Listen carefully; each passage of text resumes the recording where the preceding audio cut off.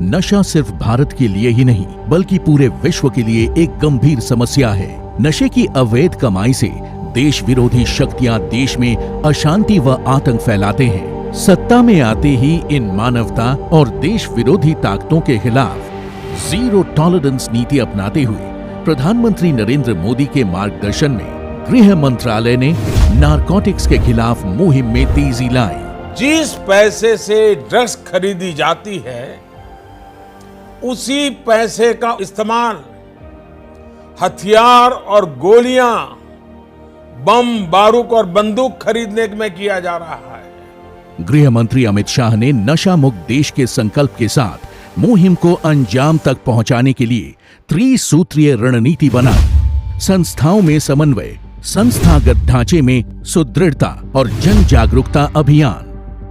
नशा मुक्ति अभियान को प्रभावी बनाने के लिए होल ऑफ गवर्नमेंट अप्रोच के तहत अंतर विभागीय समन्वय पर जोर देकर कोऑपरेशन, कोऑर्डिनेशन और कोलैबोरेशन के साथ काम किया जा रहा है।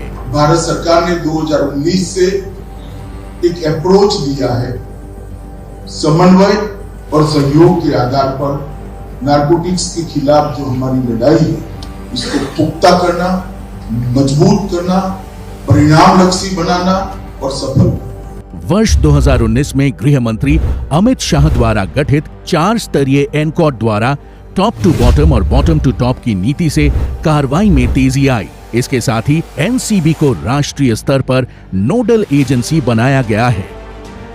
वर्ष 2019 में मादक पदार्थों की तस्करी और उसकी विस्तृत जांच के लिए जेसीसी का गठन हुआ। इसके साथ ही एनसीबी के कैडर का भी पुनर्गठन किया गया।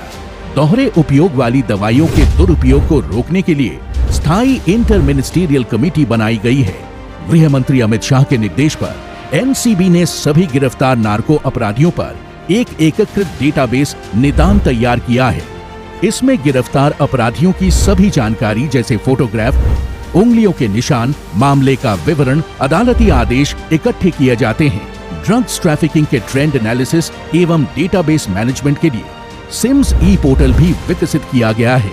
नशे के वित्तीय लेन देन पर नकेल कसते हुए FIUIND, ED एवं अन्य खुफिया एजेंसियों द्वारा वित्तीय दस्तावेजों की जांच कर संपत्ति जब्ती में तेजी की गई है। इसके तहत जून 2023 तक एनसीबी ने ऐसे 33 मामलों में फाइनेंशियल इन्वेस्टिगेशन कर 7 करोड़ से अधिक की प्रॉपर्टी फ्रीज की है। गृह मंत्रालय ने नशीली दवाओं के स्रोत और गंतव्य का पता लगाने के लिए ड्रग नेटवर्क चार्ट तैयार कर इसके मैपिंग का काम भी शुरू कर दिया है।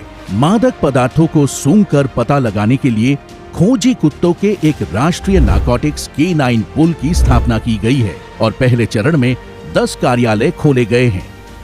गृह मंत्री अमित शाह ने समुद्री मार्ग से होने वाली ड्रग्स की तस्करी को रोकने के लिए सभी तटवर्ती प्रदेशों के साथ coast guard, navy, ports authority को विशेष प्रयास के निर्देश दिए हैं।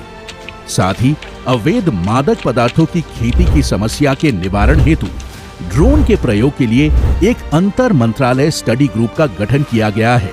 गृह मंत्री अमित शाह के दूरदर्शी और सशक्त नेतृत्व में किए गए इन प्रयासों का ही परिणाम है कि एनसीबी द्वारा पकड़े गए मादक पदार्थों की मात्रा में लगभग 160% की वृद्धि हुई है और इसके कारोबारियों के विरुद्ध 199% अधिक मामले दर्ज हुए हैं। प्रधानमंत्री नरेंद्र मोदी के मार्गदर्शन और गृह मंत्री अमित शाह के नेतृत्व में भारत को नशा मुक्त करने का अभियान अब रंग लाने लगा है। देश अब नशा और उसके व्यापार की जड़ों पर प्रहार करते हुए नशा मुक्त भारत की ओर सशक्त कदम बढ़ा रहा है।